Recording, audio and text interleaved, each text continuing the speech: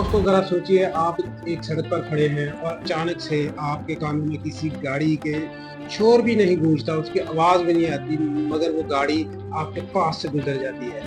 तो ऐसी गाड़ी जो बिना शोर के आपसे पास से गुजर जाती है, वो आजकल सभी को पता है कि वो पेट्रोल नहीं खाती बल्कि बिजली से चलती है। जी हाँ, वो एक इलेक्ट्रिक कार है। तो जैसे पाकिस्तान में इलेक्ट्रिक बाइक्स का इस वक्त दौर है, जो बिल्कुल आपके पास से गुजर जाती है, आपको उनकी आवाज़ तक नहीं आती।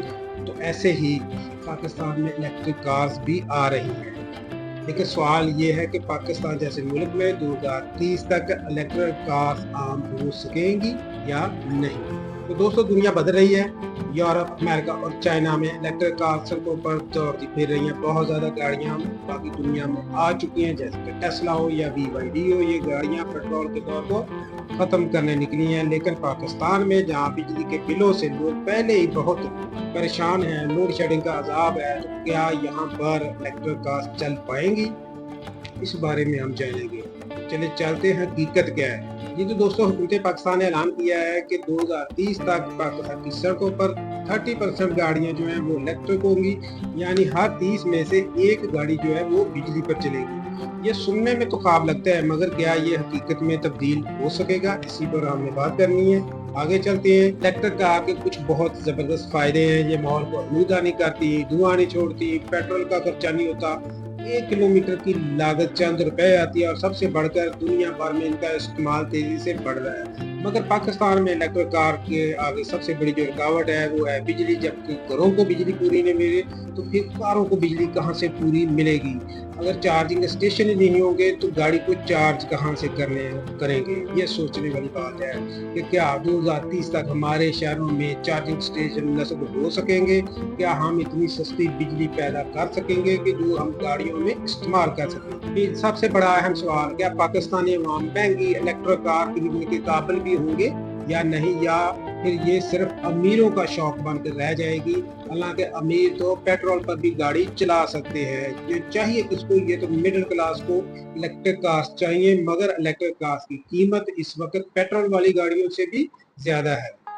जी तो दोस्तों फिर इसका सोल्यूशन क्या है? जी, चाइना और अमेरिका में बल्कि यूरोप में भी हुकूमत ने अरबों डॉलर की इस पर सब्सिडी दी है, तब जाके इलेक्ट्रिक कार्स जो है वो कामयाब हुई है।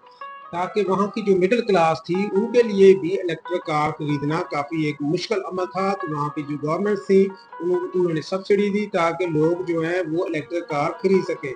अगर पाकिस्तान में हुकूमत ने यही कदम उठाया तो यहाँ पर भी हो सकता है कि 2030 तक हमारी काफ़ी गाड़ियाँ जो हैं वो इलेक्ट्रिक पर शिफ्ट हो सके। मगर अगर गवर्नमेंट ने कोई सब्सिडी वगैरह ना दी तो फिर ये, क्योंकि इनकी कॉस्ट ही इतनी ज़्यादा है कि जो मिडिल क्लास है वो तो फिर इनसे दूर ही रहेगी। तो शायद 2030 तक ये एक ख्वाब ही रह जाए। लेकिन हाँ, अगर पॉलिसी मजबूत हुई, सोलर एनर्जी और लोकल मैन्युफैक्चरिंग पर जोर दिया गया तो फिर पाकिस्तान भी पीछे नहीं रहेगा। जी हाँ, इसके चार्जिंग का जो इशू है वो उसका सोल्यूशन तो यही है कि जैसे पाकिस्तान में लोड शेडिंग का लोगों ने सोल्यूशन निकाला है या महंगी बिजली का हल निकाला है, सोलर पैनल सिस्टम। तो इसके लिए भी जो चार्जिंग स्टेशन लगेंगे वो सोलर सिस्टम पर शिफ्ट हो सकते हैं, या अपने घरों में सोलर पैनल पर इन गाड़ियों को चार्ज किया जा सकता है। जी तो दोस्तों, क्या 2030 का पाकिस्तान वो होगा कि जिसमें आपकी सड़कों के ऊपर इलेक्ट्रिक कार्स जो हैं वो दौड़ रही होंगी? इसमें तो सिर्फ 5 साल रह गए हैं। तो 5 सालों में बहुत जल्दी चेंजिंग आ जाती हैं, बड़ी तेजी से दुनिया बदल रही है। तो ये अब देखेंगे हम अगले 5 सालों में कि हम पेट्रोल की बढ़ती हुई कीमतों के अजाब में ही पिस रहे होंगे या फिर इलेक्ट्रिक गाड़ियों के मजे उठा रहे होंगे जिनकी के पर किलोमीटर कॉस्ट ना होने के बराबर है या बहुत ही कम है। तो दोस्तों इसका जवाब जो है वो तो वक्त ही देगा। लेकिन सवाल आज से ही है कि क्या हम तैयार हैं इलेक्ट्रिक मुस्तकबिल के लिए?